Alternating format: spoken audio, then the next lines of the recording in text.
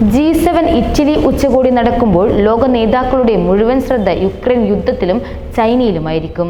റഷ്യയുമായുള്ള യുദ്ധത്തിൽ യുക്രൈനുള്ള പിന്തുണ ഇരട്ടിയാകാനും ചൈനയുടെ രാഷ്ട്രീയ സാമ്പത്തിക അഭിലാഷങ്ങളെ അഭിമുഖീകരിക്കുന്നതിൽ ഐക്യമുഖം നൽകാനും ലക്ഷ്യമിട്ട് ഗ്രൂപ്പ് ഓഫ് 7 നേതാക്കൾ ഉച്ചകോടി ആരംഭിച്ചു. G7 ഉച്ചകോടിയിൽ പങ്കെടുക്കാൻ പ്രധാനമന്ത്രി നരേന്ദ്രമോദിയെയും ക്ഷണിച്ചു. നരേന്ദ്രമോദി ഒരു ദിവസം മുൻപാണ് ഇറ്റലിയിലെത്തുക. ഇന്ത്യയെ ഒരു ഔട്ട് രാജ്യമായാണ് ക്ഷണിച്ചത്. ആഗോള പ്ലാറ്റ്ഫോമുകളിൽ ഒന്നിൽ പ്രധാനമന്ത്രി മോദി ഒരു പ്രധാന പങ്ക് വഹിക്കും എന്ന് ഇറ്റലിയിലെ ഇന്ത്യൻ അംബാസഡർ വാണി റാവു പറഞ്ഞു. G7 ഉച്ചകോടിയിൽ പങ്കെടുത്ത മറ്റു ലോക നേതാക്കളുമായി ഇന്ത്യക്കും ആഗോള ദക്ഷിണേന്ത്യക്കും പ്രാധാന്യമുള്ള വിഷയങ്ങളിൽ ഇടപഴകാനായിരിക്കും ഇത്.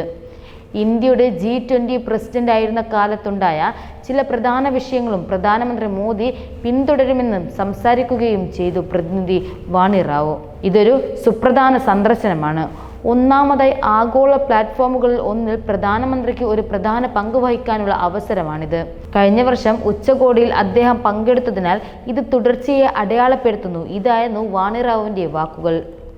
G7 അഡ്വാൻസ് എക്കണോമിയുടെ വാർഷിക ഉച്ചകോടിയിൽ പങ്കെടുക്കാൻ പ്രധാനമന്ത്രി മോദി ഇറ്റലി സന്ദർശിക്കും. തുടർച്ചയായി 3-ാം തവണ അധികാരമേൽക്കുന്നതിന് ശേഷമുള്ള തൻ്റെ ആദ്യ അന്താരാഷ്ട്ര യാത്ര അടയാളപ്പെടുത്തുന്നതാണിത്. ജൂൺ 15 വരെയാണ് ഉച്ചകോടി നടക്കുക. ഇറ്റലിയിലെ അപ്പൂലിയ മേഖലയിലെ ആഡംബര സമ്പന്നമായ റിസോർട്ടിലായിരിക്കും ഉച്ചകോടി നടക്കുന്നത്. G7 ഉച്ചകോടിയിലെ ഇന്ത്യയുടെ പങ്കാളിത്തം ഇന്ത്യ അടുത്തിടെ നടന്ന G20 അധ്യക്ഷ പദവിയുടെ പശ്ചാത്തലത്തിൽ പ്രത്യേകം പ്രാധാന്യം നേടുന്നു. അവിടെ നിരവധി വിവാദ വിഷയങ്ങളിൽ ആഗോള സമവായം കെട്ടിപ്പടുക്കുന്നതിൽ ഇന്ത്യ പ്രധാന പങ്കുവഹിക്കും. ആഗോള ദക്ഷിണേന്ത്യയുടെ താൽപ്പര്യങ്ങളും മുൻഗണനകളും ആശങ്കകളും ആഗോളവേദിയിൽ കൊണ്ടുവരാൻ ലക്ഷ്യമിട്ടുള്ള വോയിസ് ഓഫ് ഗ്ലോബൽ സൗത്ത് ഉച്ചകോടിയുടെ 2 സെക്ഷനുകളിൽ ഇന്ത്യ ഇതുവരെ സംഘടിപ്പിച്ചിട്ടുണ്ട്. കഴിഞ്ഞ വർഷം അദ്ദേഹം അധ്യക്ഷനായി G20 പ്രസിഡൻസിയിൽ ഞങ്ങൾ കൊണ്ടുവന്ന ചില പ്രധാന പ്രശ്നങ്ങൾ പിന്തുടരാനും ഇത് പ്രധാനമന്ത്രിയെ അനുവദിക്കുന്നു. ഇറ്റാലിയൻ പ്രധാനമന്ത്രിക്കുള്ള ക്ഷണമാണിത്. ഇന്ത്യയെ തിരഞ്ഞെടുത്തു. G7 ഉച്ചകോടിയുടെ പങ്കാളി എന്ന നിലയിൽ ഒരു പങ്കാളിയായി തിരഞ്ഞെടുക്കപ്പെട്ട ഒരേയൊരു ഏഷ്യൻ രാജ്യമാണ് ഇന്ത്യ. ഇങ്ങനെയായിരുന്നു G7 ഉച്ചകോടിയിലേക്ക് ഇന്ത്യയെ ക്ഷണിക്കുന്നത്.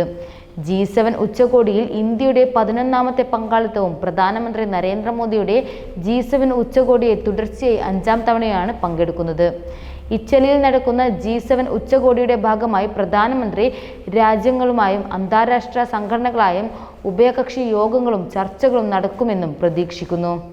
രാജ്യസുരക്ഷ, ഊർജം, ക്ലീൻ ടെക്നോളജികൾ, AI തുടങ്ങിയ വിഷയങ്ങൾ പൊതു ചർച്ചയാകുമെന്നാണ് അംബാസഡർ ഉന്നയിക്കുന്നത്.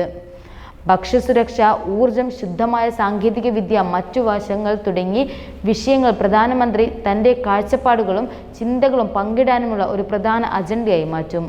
ഇറ്റാലിയൻ പ്രധാനമന്ത്രിയുമായി ഉഭയകക്ഷി കാഴ്ചയിൽ ഏതെങ്കിലും ഉഭയകക്ഷി കരാറുകൾ ഒപ്പുവെക്കുമോ എന്ന് പ്രതീക്ഷിക്കുന്ന അംബാസഡർ തീർച്ചയായും ഉഭയകക്ഷി സഹകരണത്തിലും അജണ്ടയിലും ഏതെങ്കിലും പുരോഗതി ഉണ്ടാകും എന്ന് പറഞ്ഞു. ആ മീറ്റിംഗിൻ്റെ അനന്തരഫലങ്ങൾ എന്താണെന്ന് താൻ പരാമർശിക്കുന്നത് വളരെ അകാലമായിരിക്കും. എന്നാൽ തീർച്ചയായും ഉന്നതതല യോഗം തന്നെ 2 നേതാക്കളും ബന്ധത്തിൽ നിക്ഷേപം നടത്തിയിട്ടുണ്ട് എന്നതിൻ്റെ വലിയ സൂചനയാണ്. ഇരു രാജ്യങ്ങളും അവരുടെ സഹകരണം ഉയർത്താൻ ആഗ്രഹിക്കുന്നു എന്നത് റാവു മാധ്യമങ്ങളോട് പറഞ്ഞു. G7 ഉച്ചകോടിയിൽ റഷ്യ-യുക്രൈൻ യുദ്ധവും മിഡിൽ ഈസ്റ്റ് സംഘർഷവും അർജന്റീനയിൽ ഉണ്ടാകുമോ എന്ന് എടുത്തു കാണിച്ച് ഇന്ത്യ അംബാസഡർ ആഗോള സംഭവ വികാസങ്ങൾക്കിടയിൽ മീറ്റിംഗ് നടക്കുന്നതിനാൽ ഈ വിഷയങ്ങളും അജണ്ടയിൽ ഉണ്ടാകുമെന്ന് ഉന്നയിച്ചു പറഞ്ഞു. G7 പങ്കാളികളും വിവിധ വിഷയങ്ങളിൽ ഏർപ്പെടും.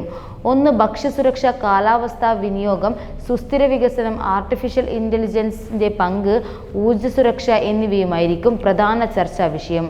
എന്നാൽ വളരെ പ്രധാനപ്പെട്ട ആഗോള പ്രാദേശിക സംഭവ വികാസങ്ങൾക്കിടയിലാണ് കൂടിക്കാഴ്ച നടക്കുന്നത് എന്നതിനാൽ അവയും നേതാക്കളുടെ അജണ്ടയിലുണ്ടാകും.